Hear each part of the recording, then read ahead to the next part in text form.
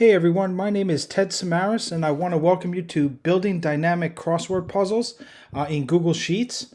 I'd like to thank SPARCC for having me today, and I'm looking forward to working with all of you. Just as some background, I am a Google trainer and I am also a Google for Education Innovator, class of VIA 20, for those of you who are familiar with that. I'm also an Apple Learning Coach and I am an Instructional Technology Coach. I work in Franklin Township in Somerset, New Jersey. And like I said, I'm really excited to be here today. And I really think this will be something that you'll find fun and find helpful. See here that we're starting with a blank Google Sheet canvas. And the reason why I say canvas is because every time I go into a new Google Sheet, new Google document, new Google site, etc., I always try to treat it like it's just like a fresh canvas where I can get my ideas down. I know some of you may be slightly intimidated by Google Sheets, but we'll take this step by step. It's not too formula intensive. And again, I want this to be a great thought starter for you. So as we think about the doing the crossword, I just want you to think about like different crosswords that you've looked at. Think about headings that you may want. Think about what you may want it to look like in terms of structure, and think about the layout. Remember too, all of this can be changed to your liking, so it's completely up to you. Like I said, this is just to get you started, and it's good, like if you think about moving around a lot of these structural things before we get started with formulas, because that will make your life a lot easier. So now that we have our introduction and we have our blank canvas, the very first thing I want to make sure that everybody does is always go to Untitled Spreadsheet and go ahead and name it, because the last thing you want to do is have 100 untitled spreadsheets in your Google Drive. So I'm just going to name this here Crossword Puzzle. You can name it whatever you want to. Obviously you can come up with a more fancy name than that. And what I would like you to do next is I want you to think about kind of how big you want your crossword to be. So for me, I like to start with a 10 by 10 crossword. So what I'm going to do is I am just going to count off here 1, 2, 3, 4, 5, 6, 7, 8, 9, 10. So I'm going to take these 10 columns here and I am going to adjust. I'm going to resize the columns. And 40 seems to be a good size for me. So we're going to say 40 to be able to fit one letter in there. All right, so I'm going to hit OK. And then what I'm also going to do is, since traditionally crossword puzzles are square boxes, I am also going to go down 10 as well, but I'm going to add 1 because I want to make sure that I leave a row for a header as well. So I'm going to go highlight rows 1 through 11. I am going to resize, and I am also going to make that 40. I have done that. What I like to do is I just like to come back over here to row 1 for my A through J columns, and I'm just going to go ahead and merge the cells, and I will just go ahead and just put a title in here. I can come back and do all my coloring and all my shading later. I'm just going to go ahead and put that title in there. All right, and then what I'll do is I will just put a border through it just to kind of make it look a little bit easier for me to see and have my grid as well. So now I go ahead and I have my 10 by 10. And now again, I'm going to start thinking about, I need a section here for where I want to put my clues. All right, so what I'm going to do is I'm going to think about here, okay, I need to maybe put my across clues here and maybe my down clues here. And maybe since I don't want to have people have to scroll up and down, I want them to have this kind of site here. Maybe I'll only have it go down as far as like row 11. So what I'll do is I'll come here.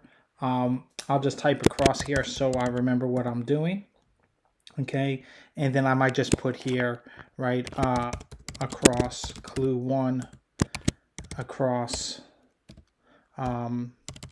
clue 2, etc. This would be where the clue would go. So who am I? And if we had more time, that would be a whole nother conversation. And then maybe just have here like across clue 10, and who are you? Okay, I'm also going to then think about here, I want to do the same thing with the down, so I'll put here down, clue 1, and these will get changed, but it's just kind of, just to get you started here, and I'll put, you know, here, question 1, and I will put here down, clue 10, and question 10. So that this way, I start to build out the shape. Again, I'm going to come here. I am going to grid this out. I probably won't make it so I have more room for the clues. I won't make them squares. I'll leave them rectangles. But again, I'm just going to grid this out. I will go ahead and I will merge these cells and center them here and here, so that this way I now have my headings and I have a place to put all my clues. Thing that I want to think about doing is, now that I have this kind of grid and I want to be able to use this for future ones too, I am going to go ahead down at the bottom here, and I am just going to click on the arrow and I'm going to rename it, and I will call this template, so I know that I have this here. I do try to work a little neatly in Google Sheets. I'm not this neat in the kitchen, that's for sure. But this way you have a blank one to go back to if things don't go as well as you want. And then I'm just going to come here and I'm going to duplicate it. All right, and I'm going to name this one Crossword. Actually, what I'm going to do is, because I was thinking of a theme for this, and again, a lot of your crosswords may have themes, I'm going to call this Ohio Crossword in honor of where this conference is being hosted. All right. Also, too, if you like to use colors, I'm going to go back to the template here. I'm going to change the color, change it to red, so I remember not to type in that one, and I am going to change this color to green, to remind me that I can type in here and this is where I'm actually working. Okay, so now that we know which tab that we're going to be working in, we can actually start to fill in here our crossword. All right, so again, I'm going to go with an Ohio theme here, but remember that you don't have to have every word go with the theme. Also, especially when you do your first few crossword puzzles, remember that sometimes it's a little tricky to come up with clues. Maybe things don't fit the way you want. Maybe you have to adjust things. Maybe you don't get as many words as you want in there as possible. Remember, you're not the New York Times and haven't been doing this for over 100 years. And it's also just as much of an art as it is a science. So the better you get with it and the more you play with the crosswords and the more clues that are available to you, you know, the easier it will get to be. All right. You can also think about using maybe a play on words in your clues. I know that tends to drive people crazy, but that's also what brings people back to doing crossword puzzles. All right. So you can go from there. Also, again, we have a blank canvas here, so I'll be able to start out with any one of the words, and I can go like that. So just to kind of give you an example here of what we're going to do. I'm going to come here and I am going to start up here in A2. All right, this is usually a pretty good spot to get started, but you don't have to. Where most people wind up wanting to start is right here in the top left corner and work their way across and down the crossword puzzle. So what I'm going to do is I'm going to pick in a crossword first. So, you know, just going with the theme and, you know, because many of us tend to be foodies, I'm going to start here with chili. So I am going to come here. Oh, let me go back here. It's already remembering what I want to do. Right, CHILI. So I'm going to come back here and go with chili. And what I'm going to do is I'm going to say that my across clue 1, right, is going to be something like, right, Cincinnati style over spaghetti. Okay, so I realize here that I want to do a couple of things, right? I want to make sure now that I have my across clue 1. I want to actually talk about the letters that it's going to fill in. So what I'm going to do is I am going to say it is from cell A2 through E2. And again, I know like in Google Sheets, I would normally use a colon here if I was talking about a range. But since this is just standard text, I'm going to go ahead and just use the hyphen or the dash, right, for now. What I've also noticed is that like I look at this and go, okay, I want to have my letters bigger, and I also want to have them centered, right? So I'm going to come in here, and I am going to fix up my letters a little bit here, and I am also going to center them. So this way, to me at least, that looks a little bit better. If you want it the regular way, that's fine. Also, what I want to do is I just want to kind of stretch this out a little bit. I want to try to avoid wrapping where possible, just because I don't want to extend out here on my boxes. And I'm just trying to keep it simple too, so I'll probably keep my clues no longer than that. All right, so basically what this is telling me that these 5 letters here are A through E2 are going to have the word chili. That's what I'll be looking for. And this is a great way to remind people or teach students, right, how to refer to cells, that you go by the column first and then the row. So A2, B2, C2, D2, etc., and then going down as well. All right, so now what I want to do is I want to think about, okay, this is a great start. I want to now maybe look at putting something down, and because I have the blank canvas, I want to use some of the bigger words that I'm thinking about. So I was thinking about here, maybe doing here the state capital, right? And so because I know that Columbus, right, is actually going to take up some size here, right? Ooh, let me go back. Let me make sure that everything stays alphabetized if that's how I want it. All right, and I know here that now this is going to be, my clue is going to be A2 through A9. So you can see here now I have a pattern for myself. I'm actually going to just delete these here, so I'm actually working with what I know I have. All right, and I'm going to continue to build. Again, I'm just kind of brainstorming here. I'm thinking about words that I want to do here. So I look here and I see here, okay, maybe for like, I see here there's an L. So maybe I want to do lake. And I know that this is an across clue. And so I'm going to say here, right, A5 to D5. And my clue is going to be mistake by, oh, let me take off my capitals. Mistake by the blank. And again, that kind of gives it some authenticity in the crossword, right? I might come here. I might keep coming down here, and I see M, and this is a great way. I'm trying to hit some of the themes here from Ohio. So I'm going to come here, and I am going to put in here from, let's see here, A6 to G6. And I'm going to say here, big, red, and blank from the 70s, for those of you guys who know that, for the Big Red Machine. Let me come back here because I realized that this is actually column 4, not column 5. And again, these are quick fixes that you can make on the fly, so you don't have to worry about it here. And then what I'm going to do is I'm just going to kind of give you a few more examples here, and then we'll keep going from there.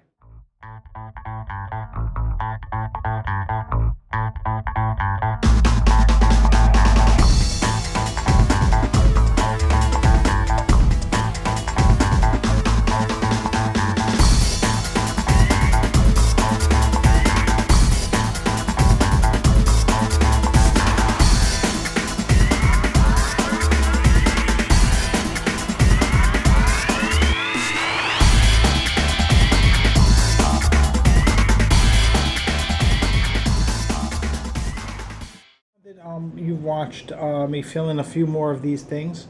All right, you can see here that some were easier than others, right? Where I had a lot of space, I could go ahead and fill them in. But then I started to fill in like maybe non-Cleveland items, like on and in, just because I could, or not Ohio items because I started filling in and on and ink. and echo, because they fit. So sometimes the puzzle will just start speaking to you as well.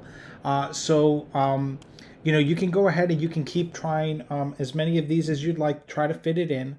What I'm also going to do is I am going to come here and see if I can wrap this text real quick just to see if it fits in okay. And I think with the 40 it should, right? It looks like it does a little bit. This one here I'm going to have to stretch out. All right. But it looks like here I can kind of size it up so it's kind of on people's screens here. I may not even need these columns here and here. I just may need to go with the ones just like that. All right. And now, like, what I want to do is I want to think about starting to clean this up a little bit. Okay, so in this particular case, I can get rid of these columns because I'm not going to be using them here. Same here. I'm going to clean up these columns as well. I am going to just go ahead and just start cleaning this up a little bit. You can be as exact or as inexact as you would like, depending on what you want to do here. Just stretch that out a little bit more so it looks a little more symmetrical. Maybe I'll go ahead and put a little bit of shading here, right? Maybe like a little bit of light blue here, and maybe a little bit here of rose color, right? Just to kind of separate the across and the down. I'll do the same up here, right? I will do the same up here, and I will do the same up here for this. Okay, maybe my crossword, I just want to have it here as, just make it stand out. Black with like a white font, nice and bold. Okay, and then what I'm going to do is, I know down here that I didn't wind up using these letters. So I'm just going to go ahead and I'm just going to kind of fill that out. And I am also going to fill this out as well. So this way we know it is all clean from there and good to go. All right. What I might also want to do is, again, just put a border around the actual letters, but maybe I want it to pop a little bit. So I'm going to put this border here. Maybe I want the border color to be like a bright green with a little bit of a thicker, and I'll go there. And now that border kind of really sticks out from where the crossword is. All right, I will go ahead and bold this as well. And then we will go from there. As you're cleaning up, this is also a great time to fill in the blank spaces that you have here. So again, since this is like one of our first crosswords, we're not going to worry about that. We have these spaces here. Ideally, you'd be able to fill in more words. But for the sake of time, I'm just going to go ahead and black these out. So just like I would on a regular crossword. So I'm going to go ahead and I am going to I'll black this out. Maybe I can't sell this in a crossword puzzle book or something like that, or at least get a lot of money for it. But again, this is just a starter, just to kind of show you how you can do things. I'm sure some of you are watching how I am filling in the squares and doing a math problem to figure out why I do certain things the way I do in the patterns. So if you are doing that, have fun looking along. All right, but I have now blacked out all the boxes that I have not used. And now what I want to do is I want to jazz this puzzle up a little bit. So the next piece here is going to be to talk about letting people know that they are right with the letter that they put in. All right, so we will talk about that next.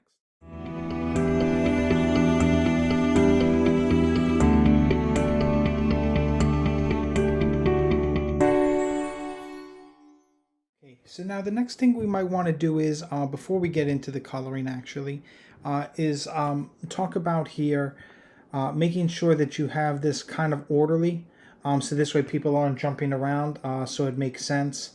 So what I'm going to do is I see here that my across, right, I start with A2, A4, A6. So that's okay there, but then I notice my G's and my D's are all jumbled up here. So what I'm going to do is I'm just going to kind of move these around manually. I know it's not the fanciest way of doing it, but this way I can just go ahead and kind of order these out. It's also good for the brain function to alphabetize things every once in a while, just to make sure you can still do it instead of using a sort function all the time. So I'm going to go ahead and do that. let's see here, and I am just going to delete these and color these back black. I am going to do the same thing here. I'm going to see here A, right? So I'm going to move down my G here, right? I'm going to move my C. Ooh. Let me move the whole thing here. I'm going to move my C up. I am going to, actually, let me make sure I just undo everything here. Let me just move that there, right? Move my C up and my G back to where it goes, and delete these and color them black. All right, so now I've kind of cleaned that up a little bit. So now the next piece might be that you want to see is data validation, because you don't want people to put multiple letters here. So in each box, you just want them to do one. So what I'm going to do is I'm going to select from A2 all the way down here to J10, right? That's going to be my range. I'm going to come up to data and validation. All right. And what I'm going to do is here, I am actually going to make sure that that's the range I have here for this sheet. Okay. And what will normally happen is your data validation will show up here as range, right? Like list from a range. But what I want to do is I want to use a custom formula. And this is actually the custom formula I'm going to use. All right. What it does is I'm using my equal sign and I'm using the length function. So len, right? And I am opening up and I'm talking about the first cell here. I'm saying in A2, close parentheses, and I want it to equal 1. Because I've selected my range of A2 to J10, this will apply to all the cells that are in there. Because I don't want to just show a warning and allow somebody to put two letters in the same box, or type a whole word in the same box, I am going to reject the input. There is a spot here that allows me to show validation help text. So instead of putting this fancy thing in here about the formulas, I'm just going to say, please make sure you only put one letter per box. And that will be a lot more clear than all that fancy formula stuff as well. And I am going to hit save.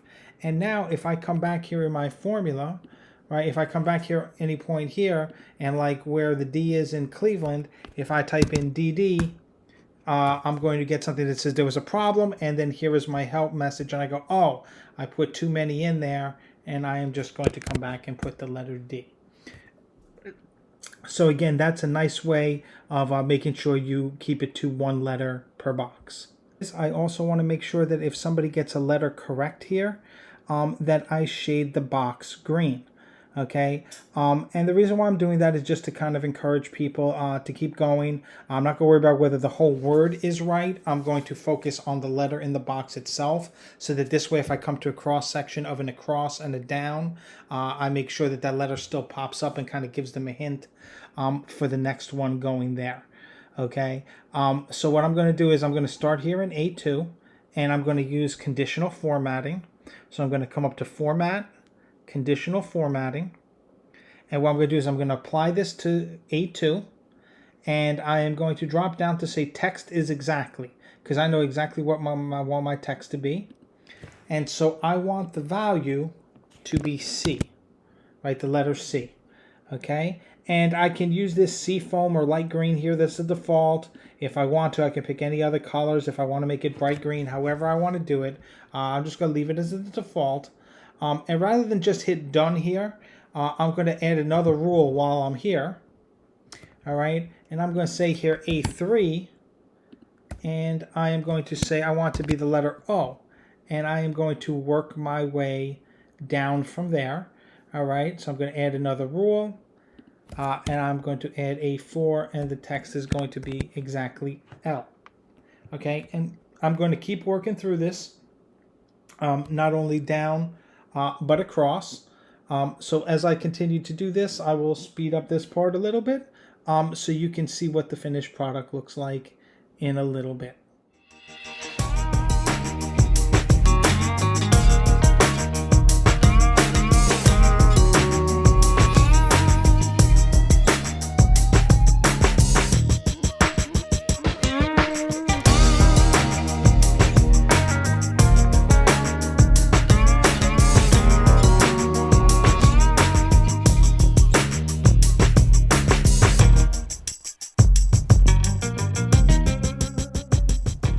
finished our conditional formatting cell by cell. Some of you may have some great formulas in there, but I just wanted to show you it the manual way. So this way, if you're not as comfortable with using the fancier formulas, you know that this can still be done. It takes a little bit longer, but it's definitely worth it at the end. Okay. Also, what you can do is just like I did with the green, if you want to make it where the text is not exactly a letter, you can go ahead and shade it in red. So this way they know that if they type a letter in and they get it wrong, it can show up as red and leave the blanks white. But otherwise, with some of the crosswords I've done, people don't see the green show up and they know that it is not right and they have to change it. So you can leave it as straightforward as that.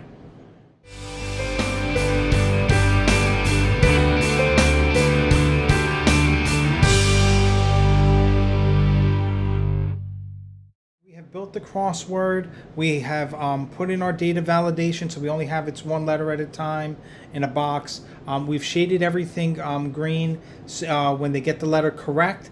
And if you are good stopping here, you can. But I know some people would like to, get reassurance that they are completely done with the crossword. So maybe you want to put a positive message or something like that.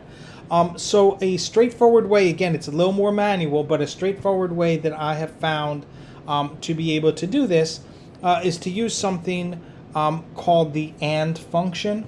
All right, and what I do is that I would like to put it in a hidden column. So I just happen to have all these columns here to the right of where our clues are. So for the example I'm going to use, I am going to use column O, and just to make it stand out a little bit, and we're going to hide this later. All right, but I am going to just color it in yellow so that this way I know where I'm typing. Okay, what I'm going to do is I'm just going to stop here with the first header, right, and I'm just going to go down to the clues here, and what I'm going to do is I am going to start writing an AND function, all right, so that this way I can start to generate true and false responses to it. So I will walk you through that now. What I'm going to do is here now in this yellow column here, column O, I'm going to start writing AND functions. And you have the choice here. You can write one very long AND function, and it will cover all of the letters that are going to be used in here. Or what you can do is you can actually kind of break it up by word, which might be easier for you. Again, I'm going to do this manually so that this way you can kind of see what the formula means and what you're trying to achieve. So what I'm going to do is here in this cell, I'm going to do equals. I'm going to just type in here equals and open my parentheses up, and I'm going to start here with cell A2, and I want that to equal, right, the letter C. And when I do that, you can see hovering over my little formula help thing, that tells me it's true. Okay, so if I was to leave well enough alone, that would be it. If I was to go ahead here and keep going, and I'm going to say I want B2 to equal H, C2 to equal I, and again I am separating all of these commands by all these variables by a comma, L, and I'm going to do E2 equals, and I'm going to do, again, I'm putting everything in quotes because it's text, right? If I go ahead and now close my parentheses for those 5, I will get true because the 5 variables I had in here are matching up with the letters I have here. If you watch here in cell O2, if I come here and I make chili chill and I make it L at the end, you will see here now that this goes to false. The reason is because it doesn't satisfy one of the arguments that are in there, which was the last one. You can also see here that our conditional formatting has paid off because now you can see here that this cell here is also not green anymore. So I'm going to come back here. I'm going to change it back. All right. And what I'm going to do is here, just to show it to you again, I'm going to do another AND function, right? And I'm going to try to stay in order. So what I'm going to do is I'm going to do all my crosswords first. So I started with chili. Now I'm going to go to lake. So I'm going to have to say A4 equals L, right? B4 equals A, C4 equals K, D4 equals E, and I'm going to close my parentheses, and I'm going to keep going like that. So what I'm going to now do is I'm going to finish that up for the other words. So you see here that everything is true, and then we'll keep going from there.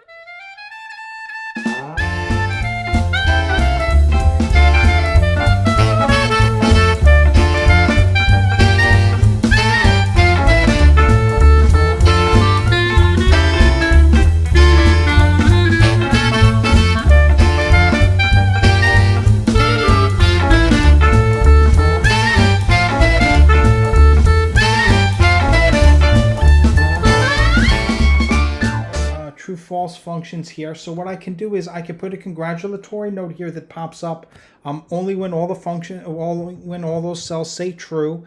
What I can do is, though, just to kind of make my life a little bit easier, I can do a count if at the bottom here, and I can say count if, right, this range here, right, is true, and close parentheses, and I see here the number's 10. Again, if I delete one of those trues, you can see here that the number changes, so I know I did it right. I'm just going to undo that here. All right, so I want to remember that cell 012 equals 10. So I'm going to come up here to this here, and I'm going to make sure I've done this before where I merged the cells, okay, and I centered them.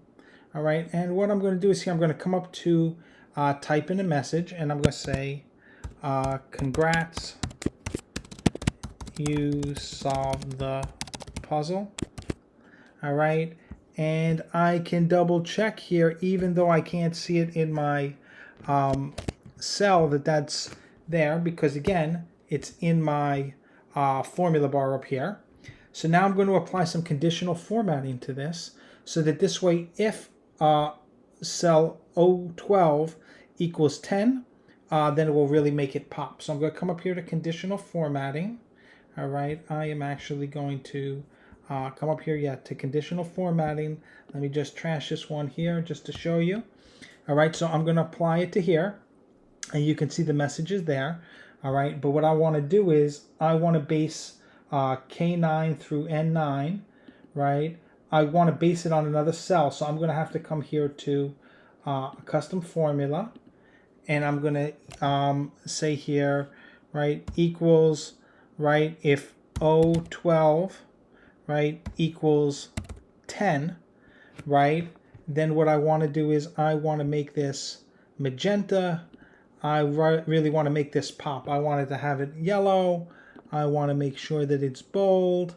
All right, and I am going to hit done.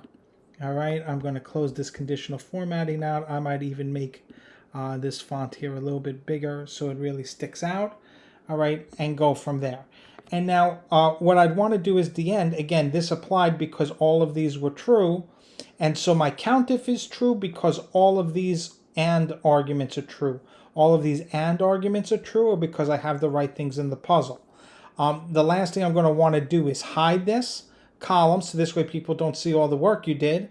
But just to test it before I go ahead and hide it out, I'm just going to take the C off of Cleveland here, all right, just to show you. If I delete that out, what happens is that not only did the conditional formatting for the letter C in Cleveland go away, but also if I look at my true functions, I can see here the AND functions here that I did for true false. The AND function here that's responsible for the word Cleveland is now saying false. And therefore my countif is only 9 because I only have 9 true statements here. Because this is 9 and because these cells here are looking for 10, therefore it is not hiding the message. It's still there, but it's just black font with a black background so you can't see it. If I come back here and I type in the letter C, you will see here that that is in there. So what I'm going to do is now I am going to go ahead and I am going to hide this column. Again, if you're just starting out and you're using it with people who may not be curious to look at all your formulas and all that stuff, or you're not too concerned of whether they do or not, you can just hide it. It's up to you how much protection you want to put on your sheet, whether you're using this more as a learning tool for people to be able to kind of reverse engineer it, or whether you are using this to just kind of be a thing where people want to go ahead and try it out and you see how they do. Again, if you were going to present this out to people, right, you would probably hide your template, right? So I'll come to that template tab, right? I would hide that sheet by clicking the arrow, click hide the sheet. And then what I would also do is I would also clear out all of the answers, right? Just make sure you kind of know what those answers are, right? You may even come here and say, all right, I'm going to duplicate it again, right? And I'm going to say here, Ohio crossword, right? With answers, right? And I might hide that sheet as well, just so I have it here in case I need to go back to it. And then just on my Ohio crossword, I'm going to come in here into the box. I'm going to clear all that out. And now it is ready to go. So now people can go ahead in, they can type into all these white boxes. They can look at the clues that you've put out here in your cell and cell ranges. And then they can work from there. And if all goes well, all those true statements will show up and they will get a positive congratulatory message at the end, letting them know what great work they did. So that's it for our presentation today on how to build a dynamic crossword puzzle here in Google Sheets. I do hope you take the time to go ahead and try this out. Remember, you don't have to do this all at once. This video is available to you on YouTube as well as on through the SPARCC conference. But again, you can just try little pieces out of this. Maybe just build the crossword section and the clues first. Don't necessarily have to worry about all the formulas.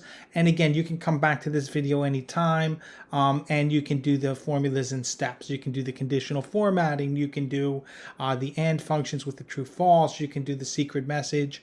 And again, you can jazz it up as much or as little as you want. So I hope you have success with this. I hope you've enjoyed learning with me today. I know I've enjoyed learning with you and presenting this to you. I definitely think it will be helpful. I also would love to hear feedback, and I would also love to see the creations that you make. So feel free to either reach out to me on Twitter, which is @OurTechCoach, all one word. You can also go and email me at ourtechcoach@gmail.com. And feel free to visit my website because I will also have a link to this and other presentations as well at www.ourtechcoach.com. So again, this is Ted Samaras. Thank you very much for your time. I appreciate it and enjoy the rest of your day.